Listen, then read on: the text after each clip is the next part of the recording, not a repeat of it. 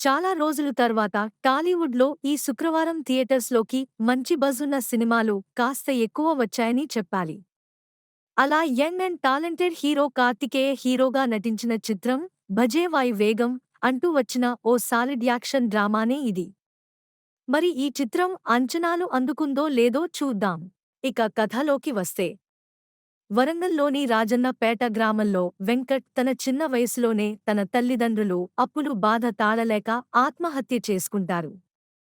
ఆ కష్ట సమయంలో ఊర్లో వారి అప్పులని తీర్చి లక్ష్మయ్య వెంకట్ని అక్కున చేర్చుకుంటారు. అయితే తన సొంత కొడుకు రాజుతో సమానంగా పెంచి పోషిస్తారు.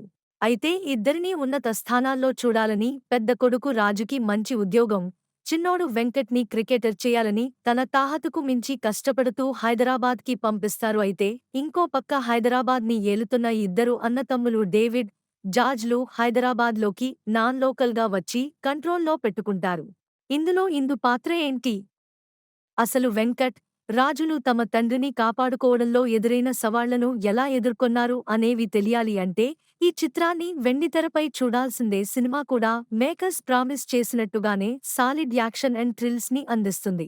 కార్తికేయ తన రోల్ ని చాలా బాగా చేశాడు. చాలా సెటిల్ గా గత సినిమాలకి మించి మంచి ఎమోషనల్ పెర్ఫార్మెన్స్ ని కూడా తాను అందించాడు. ఇక దీనితో పాటుగా యాక్షన్ సీన్స్లో కూడా మంచి డైనమిక్ ప్రెజెన్స్తో అదరగొట్టాడు అని చెప్పవచ్చు. ఇక ఐశ్వర్య మీనన్ కూడా డీసెంట్ నటన కనబరిచింది. ఇక మొత్తంగా చూసినట్టు అయితే ఈ 'భజే వాయు వేగం' టైటిల్కి తగ్గట్టే మంచి యాక్షన్, రేసీగా కనిపిస్తుంది.